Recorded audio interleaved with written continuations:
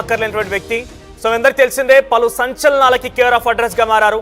ఇంకా కూడా తెలుగు రాష్ట్రాల్లో అక్కడక్కడ పర్యటిస్తూనే ఉన్నారు. ఆలయాలకు సంబంధించి ఏదైనా ఆటంకం కలిగినా, హిందూ ధర్మాన్ని పాటించకపోయినా, మహిళలకు ఏదైనా ఇబ్బంది కలిగినా కూడా అక్కడ ప్రత్యక్షం అవుతానని చెప్పేటువంటి ఈ లేడీ అఘోరికి సంబంధించి మీరు ఎప్పటికప్పుడు చూస్తూనే ఆర్టీవీ కూడా ఎప్పటికప్పుడు మీకు ఆ విషయాన్ని వెల్లడిస్తూనే ఉంది. అయితే వెరీ ఫస్ట్ ఆర్టీవీ లైవ్ లో లేడీ అఘోరి జాయిన్ అయ్యారు. ఇప్పుడు తను ఒంటరిగా లేరు, తనతో పాటుగా మరొక తన మిత్రురాల, తనతో పాటు ఒక అమ్మాయి కూడా ఉంది, వర్షిని. అందరూ చూస్తున్నారు. వారం 10 రోజుల నుంచి ఇద్దరు కూడా చాలా పాపులర్ అయ్యారు. ఎక్కడ చూసినా కూడా ఇద్దరు కలిసే వెళ్తున్నారు, కలిసి తిరుగుతున్నారు. ఇద్దరు కూడా ఆర్టీవీ లైవ్ లో జాయిన్ అయ్యారు. వెరీ ఫస్ట్లీ ఇద్దరికి వెల్కమ్ టు ఆర్టీవీ అండి. Good morning. ఓం నమః శివాయ అఘోరి కాళీ నమః గురుదత్తే నమః. రైట్, ఇద్దరికి కూడా welcome to RTV. Right, firstly నేను వాయిస్ క్లారిటీ లేదండి. నా వాయిస్ వినిపిస్తోందా ఇప్పుడు మీకు? మీ వాయిస్ కట్ అయ్యి వస్తుందండి. రైట్, ఒక్కసారి పీసీఆర్ అది క్రాస్ చెక్ చేసుకోండి. రైట్, అది క్రాస్ చెక్ చేస్తున్నాను నేను. నా వాయిస్ ఇప్పుడు ఓకేనా? హలో. రైట్, శివ విష్ణు బ్రాహ్మణి అలియాస్ లేడీ అఘోరి మీరందరూ చూస్తూనే ఉన్నారు. తెలుగు రాష్ట్రాల్లో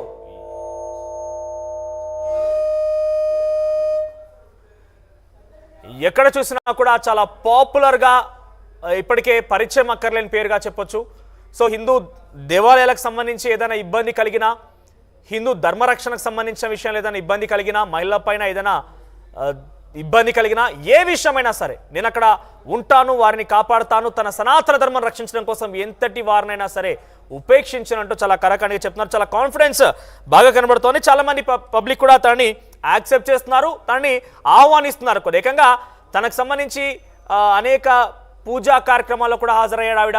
అక్కడికి వెళ్ళినప్పుడు కొంత అనేక ఇబ్బందులు ఇక్కట్లు ఉన్నప్పటికీ తన భక్తురాలు కానివ్వండి, తను ఆహ్వానించిన వారి ఇంటికి వెళ్ళి తను ఆతిథ్యం తీసుకుంటూ ఉన్నారు. సో ఏదేమైనా కూడా మొదటగా సికింద్రాబాద్లోని ముత్యాలమ్మ ఆలయానికి సంబంధించి ఆ విగ్రహానికి జరిగినటువంటి ఆ ఇబ్బందుల తర్వాత ఒక్కసారిగా సెంటర్ ఆఫ్ అట్రాక్షన్గా నిలిచారు. అనేక ఆలయాన్ని సందర్శించారు. అనేక ఆలయాన్ని సందర్శించడంతో పాటుగా ఏదేమైనా ధర్మాన్ని రక్షించడమే తన ప్రధాన ధ్యేయం అంటూ ముందుకు వెళ్తున్నారు. ఎస్, పీసీఆర్ అంతా ఓకేనా? రైట్, అఘోరి సిద్ధంగా ఉన్నారు. రైట్, గుడ్ మార్నింగ్ అండి ఇద్దరికి. ఫస్ట్లీ నా వాయిస్ ఓకేనా ఇప్పుడు మీకు? ఓకే ఓకే అండి. రైట్, ఫస్ట్లీ నేను శివ విష్ణు బ్రాహ్మణి, లేడీ అఘోరి, ఇంకా చాలా పేరున్నాయి, మాతాజీ. మిమ్మల్ని ఏమని పిలవాలి నేను? హర మహాదేవ్. ఓం నమః శివాయ అఘోరి కాళీ నమః గురుదత్తే నమః. అఘోరి అమ్మ అని పిలవచ్చు, రైట్, ఓకే. అఘోరి మాత అని పిలవచ్చు. ఒక్కొక్కరు భక్తులు ఒక్కొక్కలాగా పిలుస్తుంటారు. కొందరు అమ్మ అంటారు.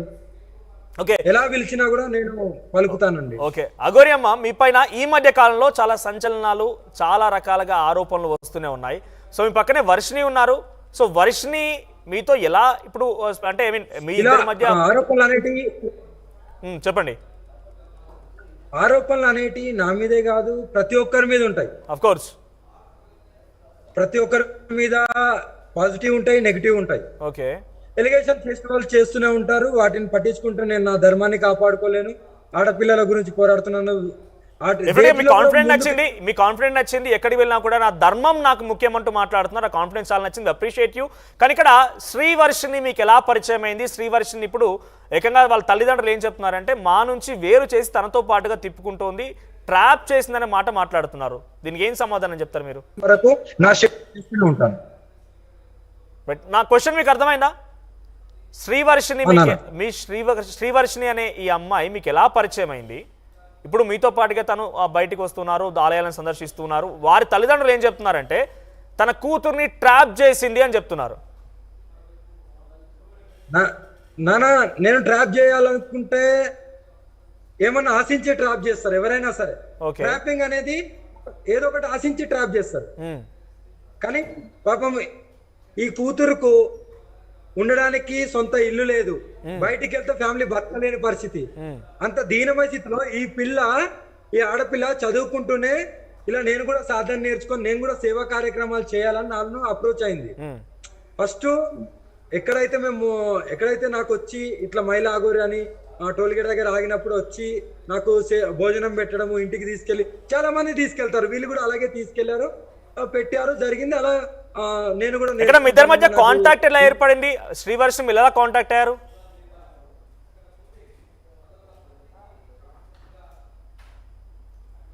రైట్. శ్రీవర్షిని మీరు ఎలా కాంటాక్ట్ అయ్యారు? నెంబర్ ఇచ్చింది. అంటే ఎలా పరిచయం అయ్యారు? అంటే మీరు తెలుగు రాష్ట్రాల్లో దేవాలయాలకు సంబంధించి చాలా సందర్శిస్తున్నారు, మిమ్మల్ని మేము చూస్తూనే ఉన్నాం, కానీ ఎప్పుడు మీ ఇద్దరి మధ్యలో పరిచయం ఏర్పడింది, ఎలా కాంటాక్ట్ అయింది? మంగళగిరి టోల్ గేట్ దగ్గర నా వెహికల్ పాడైంది. మంగళగిరి టోల్ దగ్గర, ఓకే, మంగళగిరి టోల్ దగ్గర పాడైనప్పుడు వీళ్ళు ఒక పరంపరలో ఉన్నప్పుడు వీళ్ళు నా దగ్గరికి వచ్చారు. ఒక పరంపర, వీళ్ళు కూడా సాధకురాలుగానే ఒక దగ్గర శిక్షణ గురు పరంపరలో ఉన్నప్పుడు వీళ్ళు వాళ్ళ దగ్గర ఉన్నప్పుడు వీళ్ళు నా దగ్గరికి వచ్చి, అమ్మ మీరు కూడా ఆగోరి కదా, మేము కూడా ఇదే తత్వంలో ఉన్నామని అలా పరిచయం పెరగడం జరిగింది.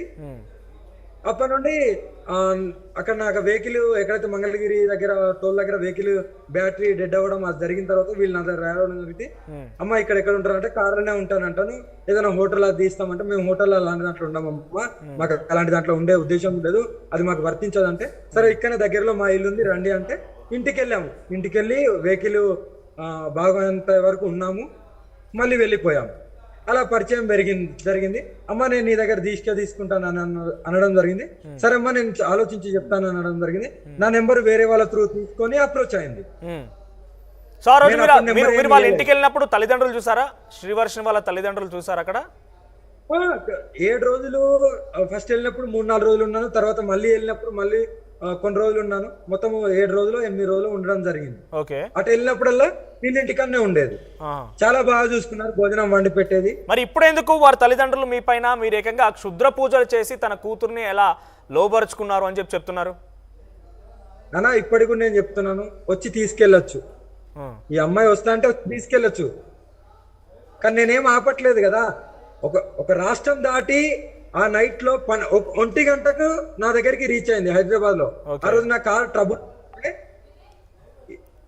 శనివారం రోజున నా కార్ ట్రబుల్ ఉంటే అదే కార్ వర్కింగ్ గురించి ఫిలిం నగర్ లో ఉంటే మధ్యాహ్నం నా ఫోన్ డే అంతా ఆఫ్లైన్ ఉండే, మధ్యాహ్నం ఫోన్ ఆన్ చేసి, అమ్మ నేను బస్సు ఎక్కి ఉన్నాను, నీ దగ్గరికి వస్తున్నాను, నాకు ఎవ్వరొద్దు, నేను అనుభవించింది చాలు, నేను మీ దగ్గర సాధన. ఒకసారి నేను వర్షిణి గారితో మాట్లాడతాను, మీరు ఒకసారి హోల్డ్ లో ఉండండి, నేను వర్షిణి గారితో మాట్లాడతాను. వర్షిణి గారు, సో ఏంటి, ఎందుకు అట్రాక్ట్ అయ్యారు మీరు? అప్పటికే మీరు వేరే ఒక పూజలో ఉన్నారు, మీరు ఒక దైవత్వంలోనే ఉన్నారని చెప్తున్నారు. ఎందుకు అఘోరి దగ్గర ఏం చూసి అట్రాక్ట్ అయ్యారు? తన దగ్గరికి వెళ్ళాలి, ఆ దీక్ష పూనుకోవాలి, ఎందుకు మీకు ఆలోచన వచ్చింది?